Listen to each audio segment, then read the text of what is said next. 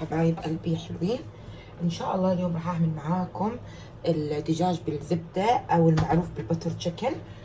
الاكله الهنديه صراحه تجنن وطعمها هذا حلو. يعني لو انت زهقانه من طرق الدجاج العاديه جربي البتر تشيكن هتعجبك ان شاء الله. هنحاول نعمل مع بعض على يعني نخفف ايدينا في الدهون بحيث ان احنا نوصل لان احنا ناكل بتر تشيكن وفي نفس الوقت بطريقه شويه صحيه. انا مكوناتي بسرعه على السريع. عندي طبعا المساله الهنديه البهارات، وعندي شويه بابريكا وشطه حمراء وزنجبيل باودر وثوم وزنجبيل فريش قطعه وكاجو شويه وفلفل وطماط وبصل وروب اللي هيكون بديل للكريمه عشان قلت لكم هتكون اخف. روب وحليب ومعلقه من الشوفان مطحون ومعلقه جوز الهند مطحونه. تقدري تبدلي الثلاثه الروب والحليب والشوفان المطحون وجوز الهند بكوبايه من الكريمه او علبه الكريمه الحمراء، ده يكون بديل ليها. بس انا بما اني بعمل اكلات صحيه راح تكون طريقتي في الكريمه ان شاء الله نشوفها مع بعض خطوه بخطوه.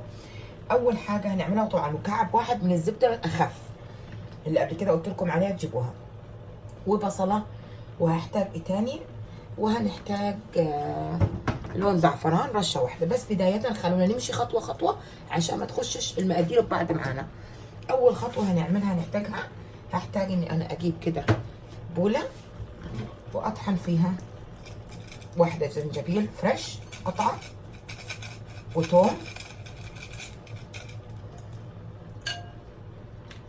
وثوم كمان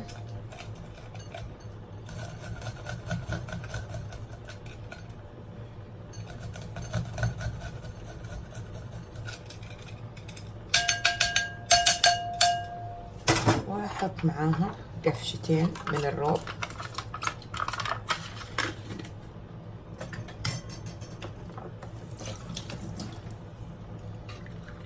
قفشه واحده بس كده كبيره روب،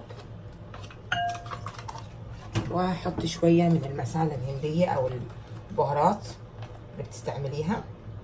ما عندكيش حطي شويه ثوم باودر بصل باودر بهارات دجاج بهارات مخلوطه كمون كزبره. حطيت شويه كمان بابريكا وهبدا اني انا اخلطهم.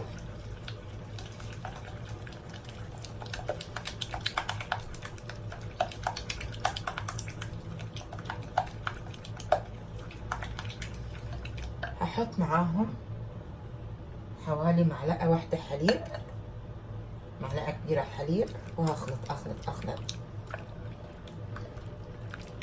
هيبقى باقي عندي لون الزعفران.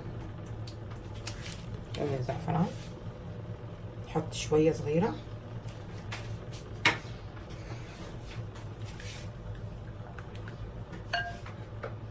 شويه كركم حوالي ربع قفشه،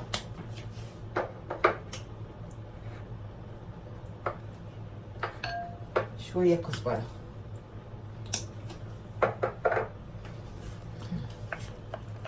صار الخليط جاهز.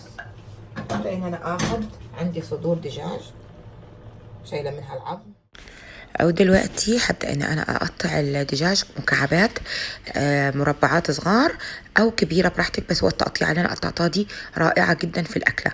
تمام، وبس هنبدأ نتبلها فيها وخلاص كده هنخليها مركونة جنبنا عقبال ما نعمل الأكلة بتاعتنا. دلوقتي أنا نظفت مكان ما قطعت، هتبل هخليها مركونة. كل ما تخليها في التتبيلة على فكرة بتكون أفضل. لو تنقعيها من بالليل وتبدأي تطبخي الصبح عادي. دلوقتي أقطع البصل زي ما انتم شايفين قطع مكعبات صغار كبار مش مهم، لأن بالآخر هنضربه كله بالخلاط. تمام، حطيت النار ودلوقتي حطيت النار بتاعتي. هحط معلقه واحده من زيت جوز الهند الجميل ديت عشان تكون خفيفه في الاكله ديت بدل ما يبقى كلها زبده او زيت. وهحط البصل احمره. خلاص البصل حطي معاها تعالي خليتيها شويه لين بدأت كلها وتحمرت شوي. هحط فلفل، هحط قطعة زنجبيل، هحط ثوم،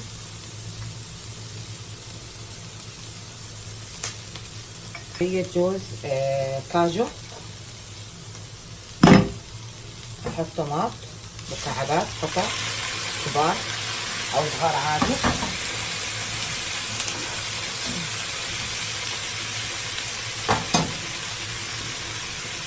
حط شوية بابريكا، شوية بهارات او البصل الهندي،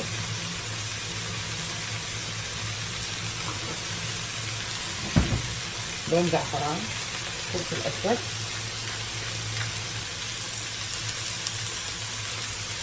هنا كمان بهارات، شوية زنجبيل بودر،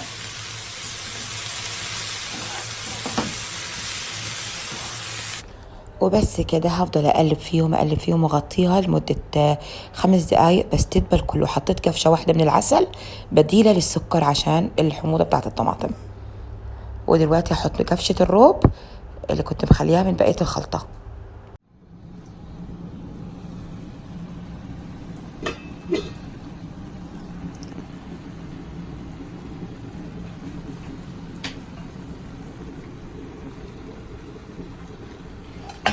بالمرحلة دي خلاص شوفوا بدأ يدبل الطماط ازاي دبل، بمعنى اصح دبل تماما.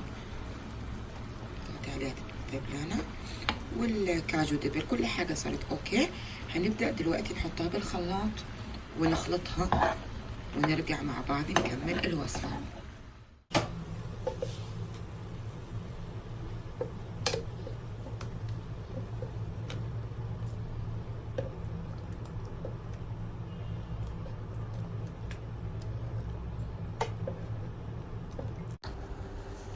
وبس كده حبايب، بعد ما نزلنا الخليط بالكامل بالخلاط بدون ما تضيفي اي اضافة تانية، لا بتضيفي مية ولا حاجة، بس بتحطي الخليط وهو بينضرب بالخلاط وتخلطيه كويس جدا.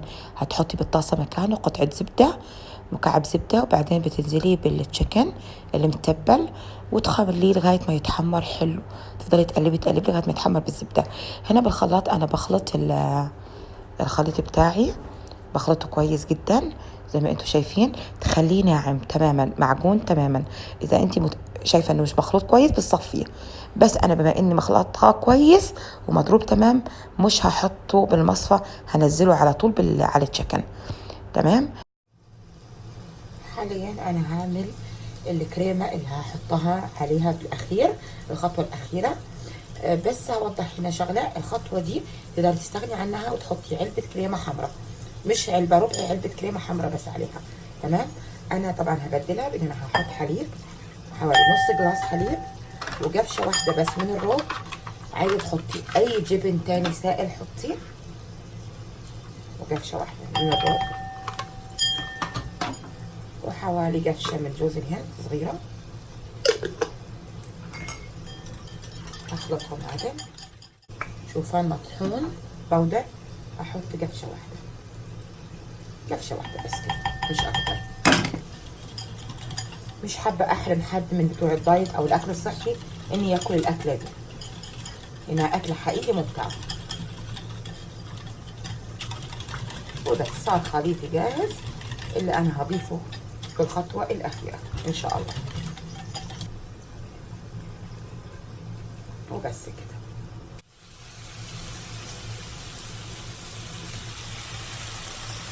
قلت اقلب فيها احرك لين اتحمرت بالشكل ده، اعتقد مبين الشكل.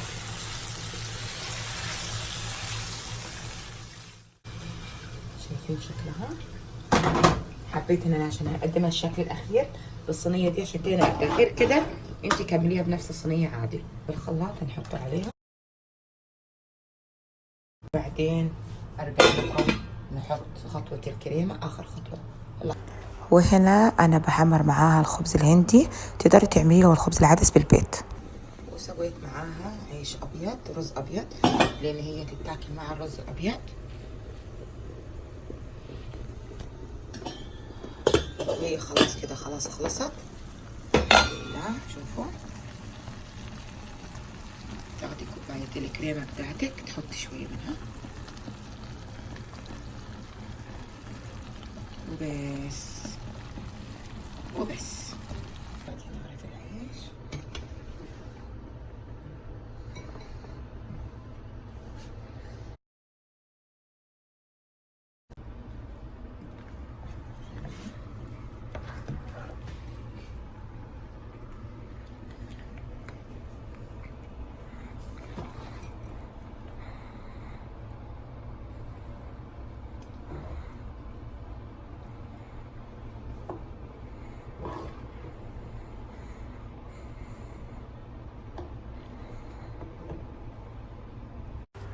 وكده وصلنا لنهاية الفيديو. أتمنى إذا كانت عجبتكم الوصفة ما تنسوش ضغط لايك واشتراك بالقناة وشير على كل أصحابكم وحبايبكم.